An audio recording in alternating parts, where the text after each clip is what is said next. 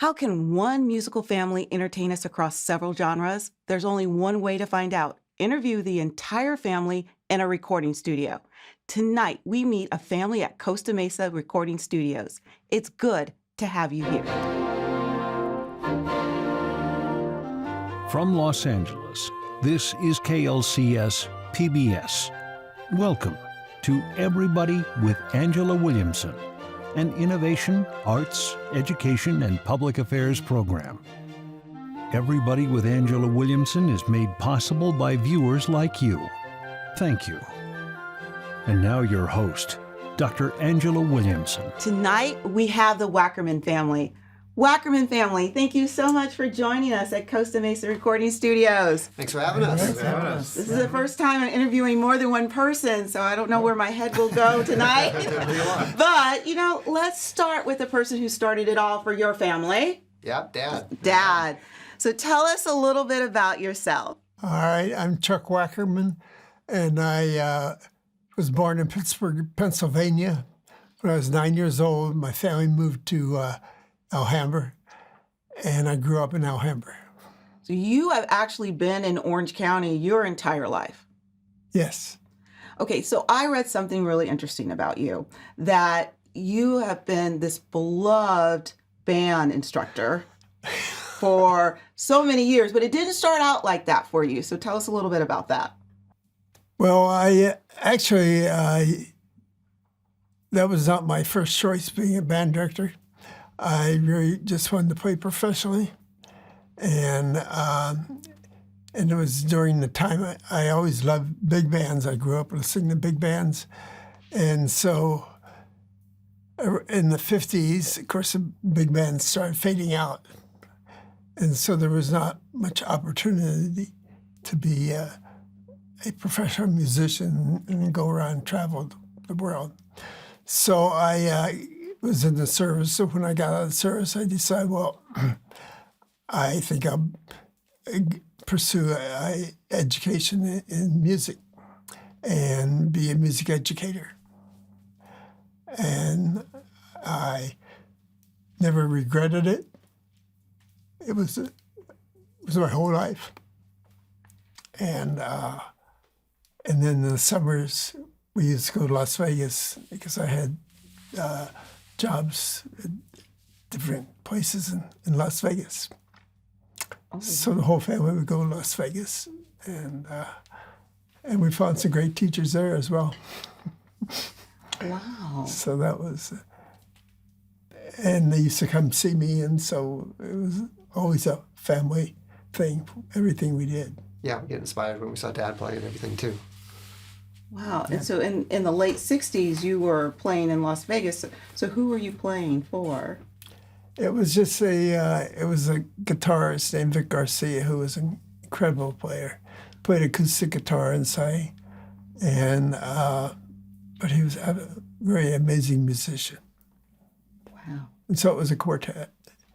And we played lounge shows. The heyday of Vegas in the 60s, Sinatra and everybody playing all over the place, and lots of amazing opportunities to see stuff during the summers. Yeah, so my dad was an overachiever as well. I know. Nights and days, and wow, traveling over the summer too. Because most teachers want to rest during the summer, but it doesn't sound like that was happening for the Wackerman family. No. Well, we are going to, in a minute, take a break. But before we take a break and ask our audience to tune in for the next segment, I want to get at least one really different Wackerman story that you could tell us that can be told on educational television. Does anybody have a story that they can share? Everybody's looking at me like, what? I do about Brooks. Oh, you do about Brooks. I like that because he hasn't said much. So yeah, let's talk about Brooks. Yeah. He actually started touring before. He was the youngest one of all. He was. Wow. When you So started I touring. joined a band called Bad for Good, and we were one of the first bands to be signed to Interscope Records when I was 13. It was deemed a child prodigy band due to the age.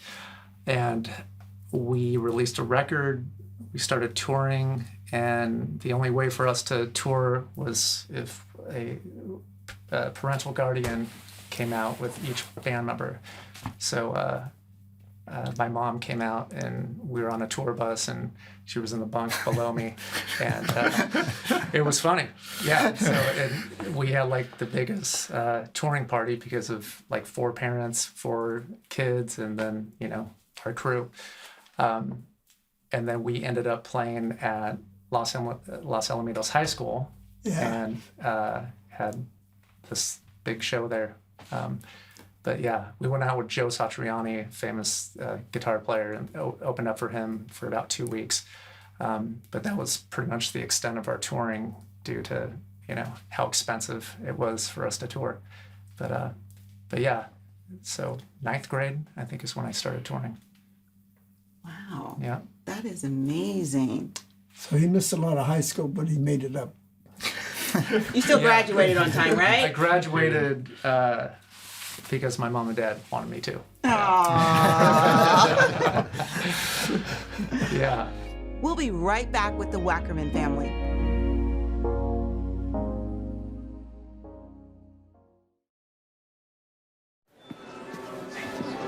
Where's Tommy? I thought he was with you. No. Jack. Tommy?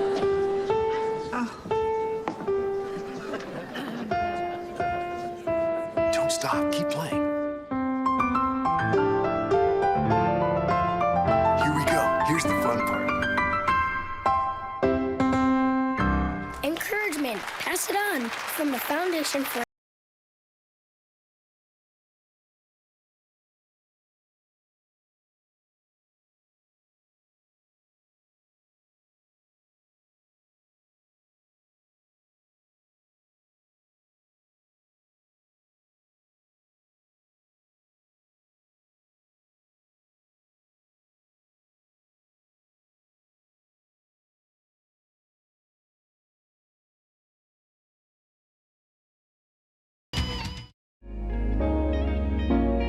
We are back with the Wackerman family. It was such a great first segment with all of you, and thank you so much for sharing with me tonight. So the second part, I want to focus on what the Wackerman family is doing today. So I just want to we'll start with Brooks first, since he went last the last time, and you can pick up and interject if you want to as well too. So Brooks, what are you working on right now? I am working on a record with my band Avenged Sevenfold, who I've played with the last 5 years. And so we're just writing for that and trying to figure out when touring happens again. And then besides that, I'm actually working on my own masterclass that I've been filming for the last 6 months. That's going to be released November 26th. So yeah. It's been pretty nonstop, but I'm enjoying it. So you're doing 2 things. You're working, you're performing, but you're also educating too. Yeah, this is my first time diving into the educational part. So it's been an interesting experience. Not always fun because I'm not a teacher. So it's been a lot of blood, sweat, and tears in a 10x10 box with a GoPro and Pro Tools. But I'm glad that I did it, and I feel like I'm able to explain with better transparency what I do as a musician. So I've been asked to do clinics a lot and lessons in the past, but I've found that this medium is the best to express myself there. So it's been fun. Where can they get it at? What's that? Where can they get it at? Oh, at my merch page, which is 1234clothing.com. Wonderful. We'll make sure that the viewers see that as well. Are you trying to take my job? You know what? I've been here for a half hour, and I just kind of learned all this amazing stuff from you. So thanks. Always the education. And I love this so much. So since we started with, I was picking on you, we're going to start with you. So tell us what you're up to. I just built a recording studio, kind of similar to this, except bigger. But I also built a rehearsal studio. It's in Las Vegas. Thanks for asking, Chad. It's called Wackerman Studios. I don't know if you guys know that. Didn't know that. That's Nice. what I called it. And then I'm also working on my Drum Duets Volume 3 project, which is I do drum duets with other famous drummers like Chad, Brooks, and other ones. And so I'm working on my 3rd volume. I've done 30 drummers so far. And yeah, so that's going really good. You write all those too, right? Yeah, I write all the pieces and then get everybody else in the studio, and then we're doing a thing. I'm also been asked to do a breakdown and an educational thing on the first 2 of them, kind of breaking down the solos and all that kind of stuff, which I'm working on. Working on a drum festival, hopefully once all this pandemic stuff is over and everything. And then just doing sessions and keeping busy.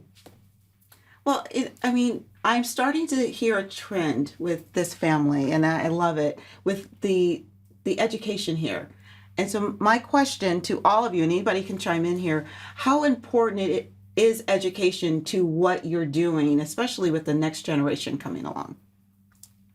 It's incredibly important to we all have different answers because Yes, we're all and I love it. different work. I was besides being a musician, I was a studio musician until I was around 30. I got really interested in producing. So I got more involved in producing. I actually took a job with Disneyland running their music department, being a music producer, so I could actually learn on somebody else's money. This was great. But that worked out well. But then I started a company, co-owned a company called Audio by the Bay with Paul Freeman. And we mainly produce soundtracks for theme parks and Disney, Universal, Warner Brothers. We do we did the Beyond All Boundaries, which is the National World War II Museum exhibit that Tom Hanks produced. So we get to do large orchestras and all that. But being that I'm in production music, being educated is incredibly important to us. I mean, Chad plays on a lot of our stuff, and Brooks and John have before. John has. We do a session, we put music out, you have to sight read it. We don't have the luxury, like Brooks's band, to spend months, doing records, because it's a totally different genre, and you can be ultra creative, and you're a huge rock band, and you get all that. We have to get stuff done within a certain time, and if you have 80 musicians in a room, you have to know what you're doing, and you have to be really educated, and everybody has to be able to sight read the stuff, or you're just not going to get done. As a business, you're going to go broke. So it's, for what I do, is incredibly important. Same with singers. I mean, there's a lot of singers now that I think it's harder for singers, not harder, but maybe not as encouraged for singers to learn how to read, learn how to do harmonies and other stuff. Well, there's a lot of great natural singers, a lot of people that have made it other ways in bands or pop artists or whatever. But for what I'm doing, there's still a whole crew, and a fair amount of younger people are actually starting to still continue that. Not as many as I'd like to see, but anyway, so for what I'm doing, music education is incredibly important, and I can't survive without it in my business. And that's very important, because there will be future musicians watching this and wanting to know what can they do to not only get into the industry, but how do you stay in it? I mean, that seems like that takes a lot. If you can read, and if you're educated in that, and there's a lot of people. Like Brooks learned how to read. He went through the whole process. He does it less now in the band that he does, but he can still do it. So it doesn't hurt anything by being educated and knowing how to do it, even if you're not going to use it later in whatever avenue or genre you end up in. No one's sorry that they can read. No, There's no one who can read music who's sorry that they can read music. Yeah. It's never. No one ever says it's a waste of time. Right. And in our world, it does make you more employable. Yeah. Too. So to have a career, you may be in a band and may work out, may not work out, but if you can get into a situation where you're playing a show, or you can substitute from somebody, where a bass player gets sick or something, and then you can read, you can sight read with no rehearsal. You're very valuable then. It's those kind of situations make you more employable. Makes you, like you said, more employable, more desirable, and you can do many different more things. You can do more options to work, which is really something that's good to do in the music business. And also, too, these days with loops and all that kind of stuff, I do sessions sometimes, and I have to actually write out my own part. And where it would take somebody else longer to figure it out, you just write out your own part, you're done in 5 minutes, you play it, producer's happy, the artist is happy, and it sounds better than the loop. Oh, the napkin songs. When I used to play records. Right. You come in, and somebody goes, "Here's the song," and they start playing it. Everybody grabs a paper towel, a piece of sheet, or a piece And of now I wish I copy had paper, or kept whatever, the and you're napkins close playing by it. and so you're you could show us. You're writing it down as fast as you can hear it. At least the chord changes or whatever. Just so when they're done, they play it for you a couple times. You have a chart, and then you can go out there and you play the thing, you record it, you're good. But so I mean, there's many hit songs that have been written on whatever was around the studio to jot down something on. Yeah, and that's what I always tell kids. It's really important to read and know.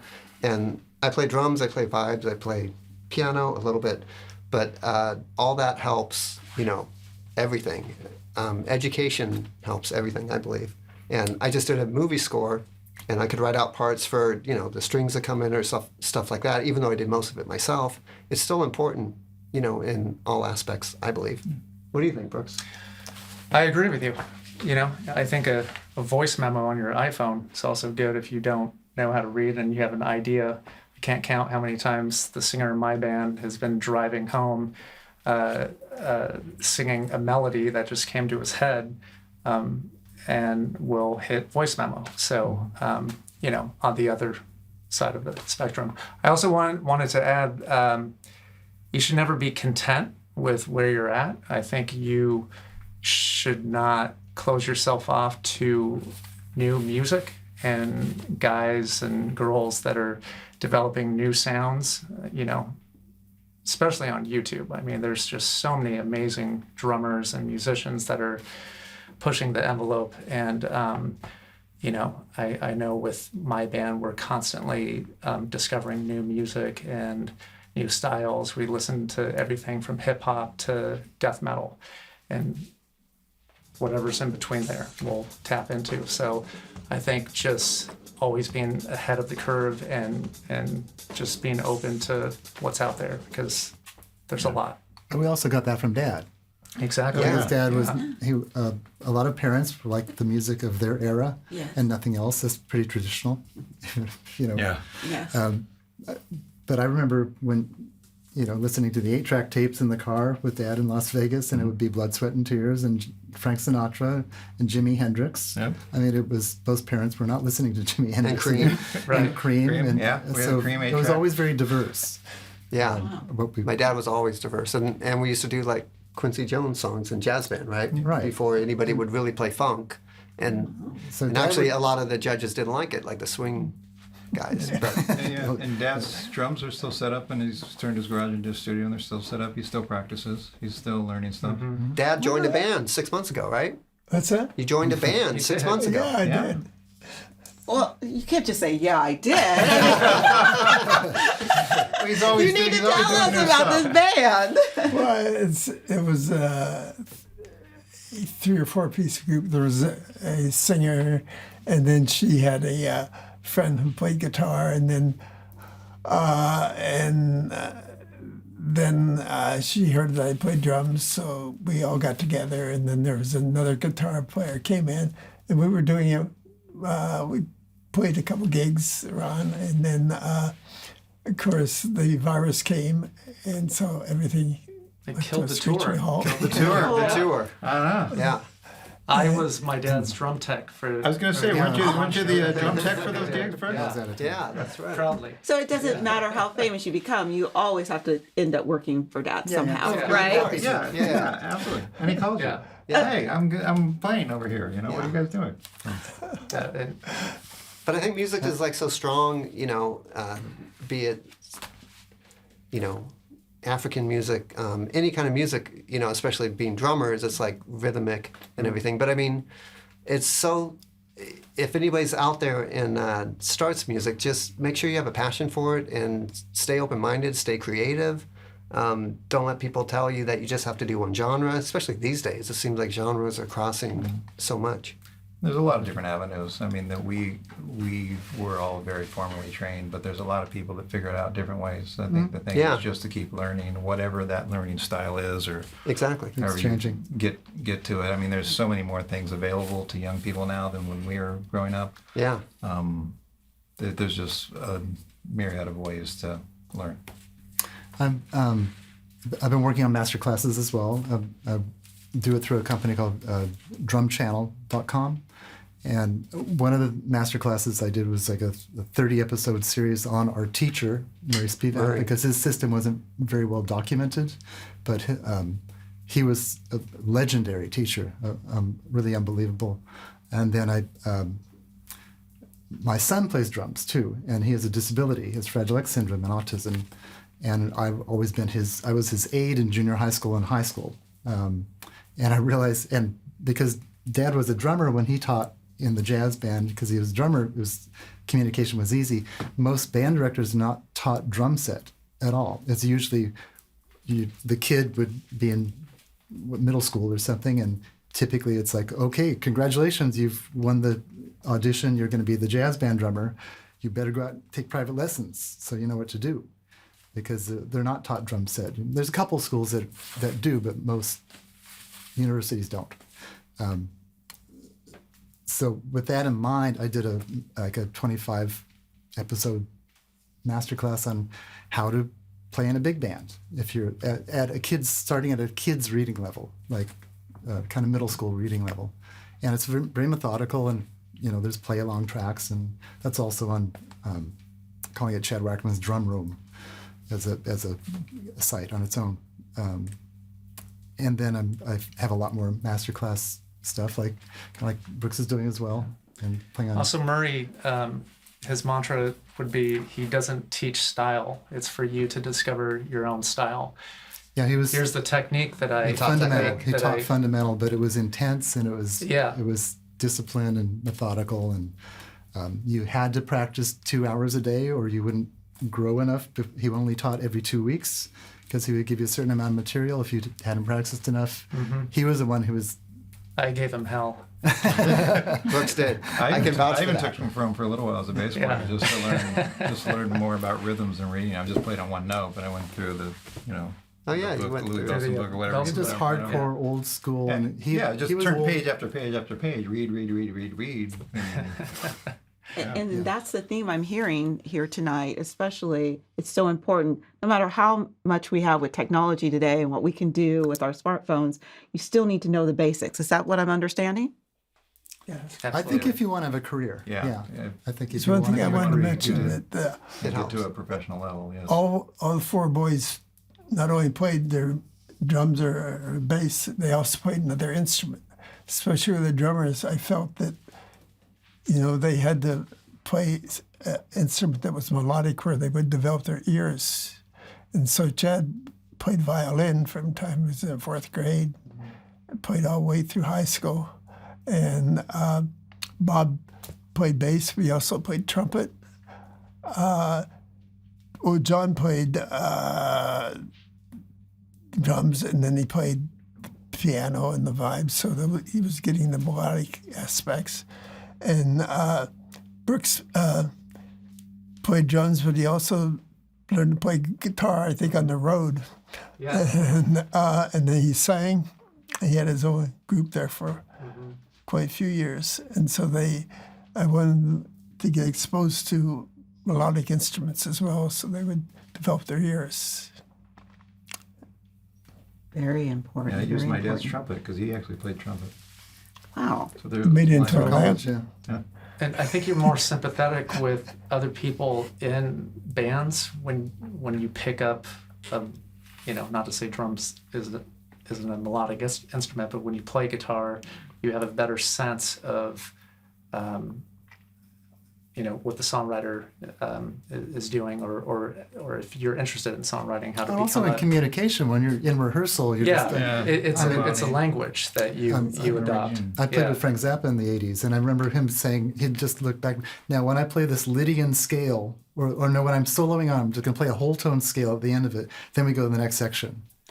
So if I hadn't had my violin training, I wouldn't know what the whole tone scale would have been. Yeah. Yeah. So it just brings you into more communication with each other, which is going to make it stronger. Entire package. Yeah, Package. that's what I'm saying. you It's like become you're seeing the big yeah. picture of it all, but Right. you're able to talk the language too because you have that big picture experience. And so what I'm hearing is all that came from Dad. Absolutely. Yeah. Wow. Definitely. And most of us compose as well. Yeah. Yeah, I was Yeah. hearing that with John. Wow. Yeah. Amazing. All you guys do. Yeah. Well, Dad, what do we think? I think you did a good job. What do you think? I'd say so. I say so too. And that's a perfect way to end our show tonight. Thank you so much, Wackerman family, for coming. Thank you for having us. It was such a pleasure. It was fun too. I mean, I think I got a little bit of a workout going back and forth, but it was wonderful. Thank you so much for joining us. And thank you for joining us as well. And thank you for joining us on Everybody with Angela Williamson. It's viewers like you that make this show possible. Stay in touch with us on social media. Good night and stay well.